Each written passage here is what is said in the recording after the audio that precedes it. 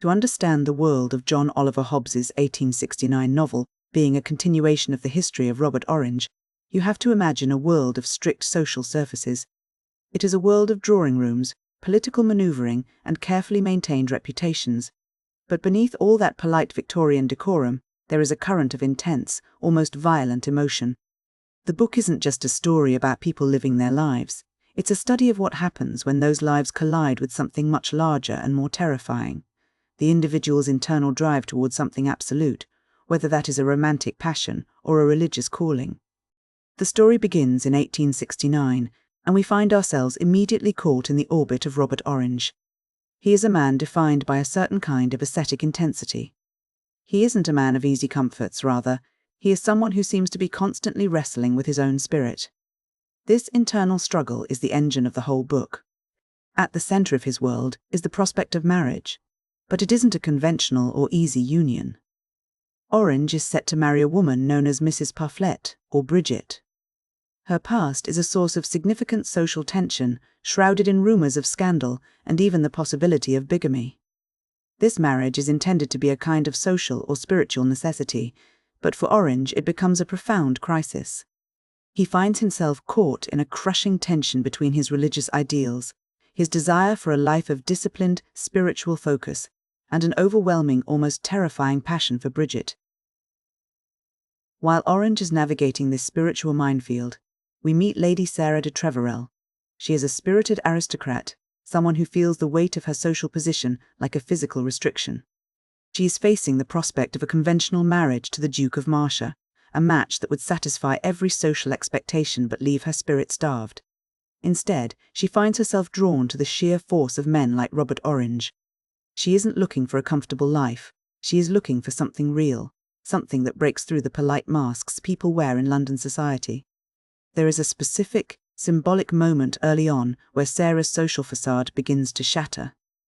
A moment involving the breaking of her necklace upon hearing Orange's name, which signals that her internal world is no longer under her control.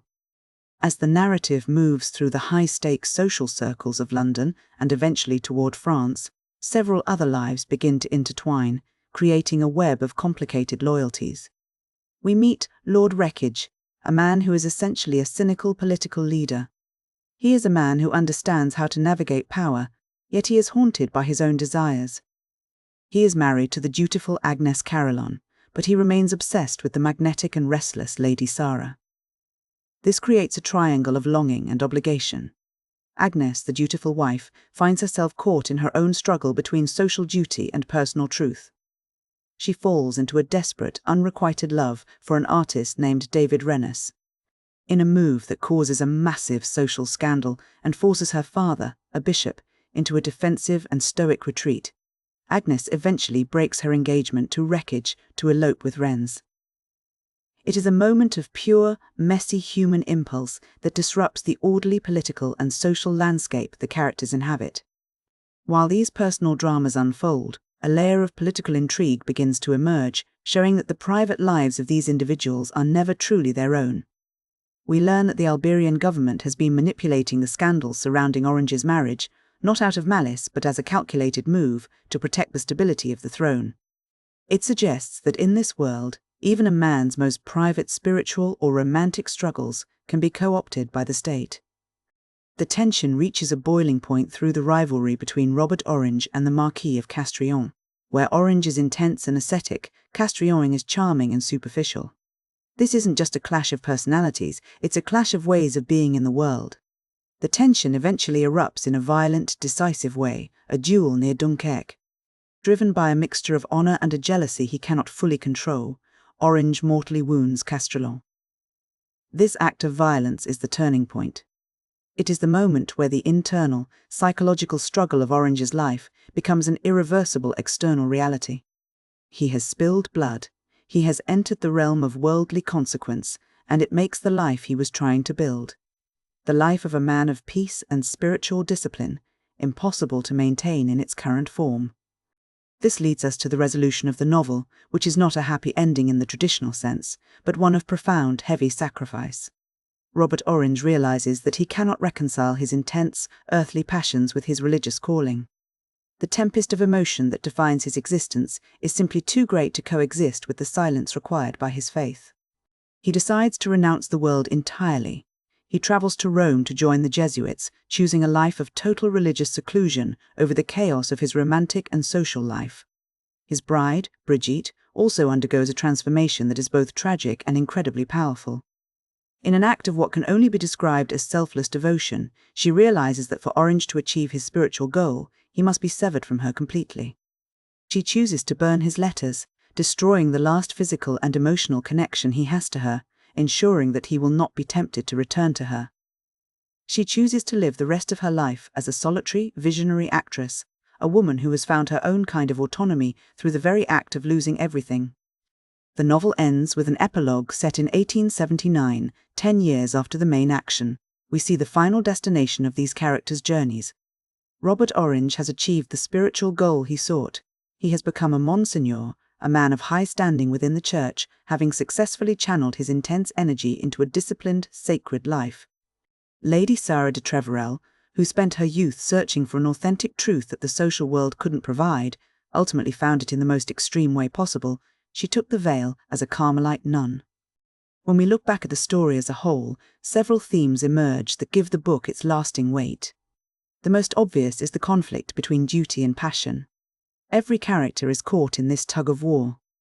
There is the duty to one's family, one's social class, or one's political role, and then there is the force of individual passion, the things that drive us to elope, to duel, or to renounce everything. There is also a recurring idea of the interior cloister. This is the notion that no matter how close we get to another person, there is an inherent isolation to the human soul. We all have a private, internal space that is inaccessible to others. The characters in the book are constantly trying to bridge that gap through marriage, through art, or through religion.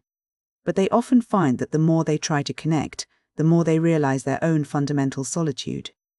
We also see the theme of social performance versus the authentic self. The characters are constantly wearing masks.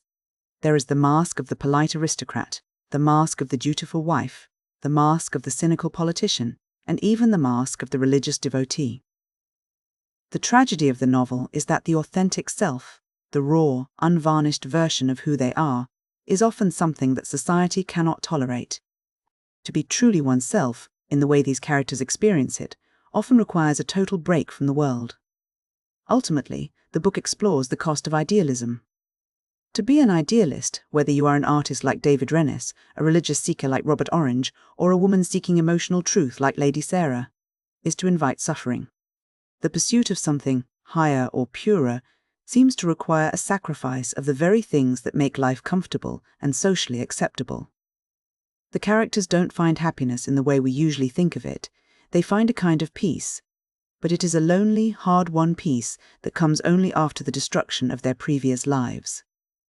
It is a heavy, contemplative work that suggests that true fulfillment might require the total surrender of the individual will to a higher calling, leaving the messy, beautiful, and turbulent world of human passion behind.